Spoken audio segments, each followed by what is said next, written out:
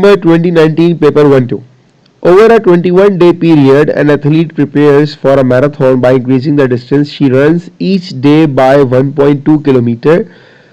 हर दिन का डिस्टेंस जो है वो 1.2 किलोमीटर बढ़ रहा है. On the first day she runs 13 kilometer. That means you got the value for A here. So A is equals to 13 kilometers. Find the distance she runs on the last day of the 21-day period. जब n की value 21 होगी तो कितना distance उसने cover किया होगा ये आपको फाइंड आउट करना है. तो for the first part you have the value for a is 13. अच्छा जी, ये 1.2 क्या है? लेट सपोज अगर एक दिन वो भागी मान लीजिए 5 किलोमीटर, तो अगले दिन वो भागेगी 6.2, उसके बाद वो जाएगी कितना 7.4, फिर कितना होगा, फिर होगा 8.6 एंड इट गोज ऑन. तो अगर आप इन सब का डिफरेंस निकालो, डिफरेंस कांस्टेंट आएगा. दैट मीन्स कि यहाँ पर आपको ये डिफरेंस दे दिया, it's 1.2 kilometres. Alright, last day मतलब मुझे लास्ट टर्म फाइंड करनी है. L is equals to A plus n minus 1D. ये आपका वर्किंग फॉर्मूला हो गया. A की जगह आ गया आपका 13, n कितना है आपके पास 21, तो 21 minus 1 and D is what? D is 1.2. Simplify करेंगे इसको. सो 21 माइनस 1 इज 20. एक मिनट कैलकुलेटर निकाल लो. 20 multiply by 1.2 plus 13, that give you the value of 37. तो पहले का आंसर आपके पास आ जाएगा 37 kilometres. First part answer. Alright, ये हो गया पहला part. For second part, find the total distance she runs in the 21-day period. Total distance का मतलब क्या हुआ? इट सेज द सम. अब आपको सम फाइंड आउट करना है, ठीक है. तो वर्किंग फॉर्मूला क्या है हमारे पास सम का? Sn is equals to n upon 2 a plus l. ये फॉर्मूला होता है हमारे पास, ठीक है. 21 डे की बात करें तो n आ गया बेटा 21 upon 2. a is what? a is 13. Last term आपके पास आ चुकी है, इट्स 37. सिंप्लीफाई करेंगे इसको तो ये आ जाएगा आपके पास 13, एक minute, 13 plus 37 it's 50 multiply by 21 and divided by 2. You get the value of 525. So 525 kilometers is the sum of the distance covered in the 21-day period. ये आपका आंसर आ गया फॉर सेकंड पार्ट. अब आते हैं बी पार्ट के ऊपर. Alright, B का भी हम स्टार्ट करेंगे. बी का part 1.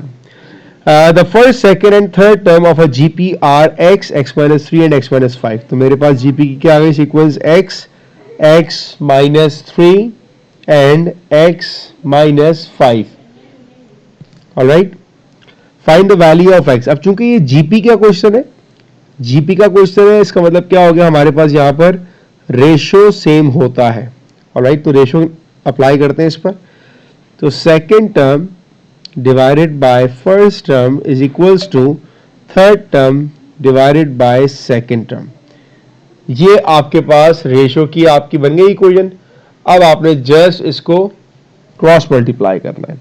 So it is x minus 3, ये वहां जाएगा तो पावर 2 हो जाएगा, equals to x times x minus 5. Alright, ये आ जाएगा आपके पास a square minus 2ab plus b square is equals to x square minus 5x. दोनों साइड पर x स्क्वायर कैंसिल कर दिया आपने, तो 6x वहां जाएगा तो प्लस 6x हो जाएगा. तो you got x is equals to 9. ये आपके पास x की वैल्यू आ गई. यही आपको फाइंड आउट करना था. That is your B first part answer. Alright, for B second part it says that find the fourth term of the progression. अब fourth term के लिए पहला काम हम ये करते हैं, हम r निकालते हैं. r क्या है हमारे पास? r is x minus 3 divided by x. ये हमने लिखा था ऊपर. x की वैल्यू आ चुकी है मेरे पास 9. सो 9 minus 3 divided by 9, it is 6 over 9. So you got a value for r is equals to 2 over 3. ये मेरे पास r की वैल्यू आ गई. जब आर की वैल्यू आ गई तो अब मैं T4 निकाल सकता हूं, ठीक है ना। फॉर्मूला क्या होता है, Tn is equals to A R N minus one. तो T4 क्या हो जाएगा, T4 is equals to A R four minus one, it's 3, right. अब हम यहाँ पे वैल्यू प्लेस कर देंगे। ए तो हमारे पास था x, और x क्या है मेरे पास 9, r क्या है मेरे पास, r आया 2/3 एंड होल पावर क्यूब। तो ये आ रहेगा 9 मल्टीप्लाई बाय 2 का cube 8 and 3 cube is 27। So 9 1s are 9 3s are.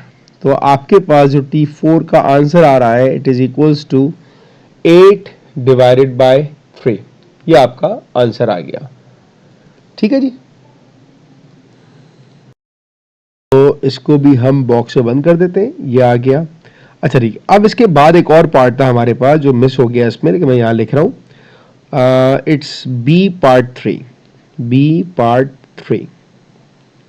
अच्छा, बी पार्ट 3 में आपको क्या फाइंड करना है, you need to find out the sum to infinity. बहुत ही आसान होता है, just apply the working formula a divided by 1 minus r. Value place करें, ए क्या है हमारे पास, a is 9 divided by 1 minus r क्या है हमारे पास 2/3। सिंप्लीफाई कर लें इसको, 9 डिवाइडेड बाय, यहां पर आपने ले लिया एलसीएम, तो ये आ जाएगा 3 minus 2, alright, that gives you value of 9 divided bye 1/3, और ये जाके 3 मल्टीप्लाई हो जाएगा, 9 3s are 27। So the sum to infinity is 27, और ये आपके सारे आंसर्स आ गए, क्वेश्चन कंप्लीट हो गया।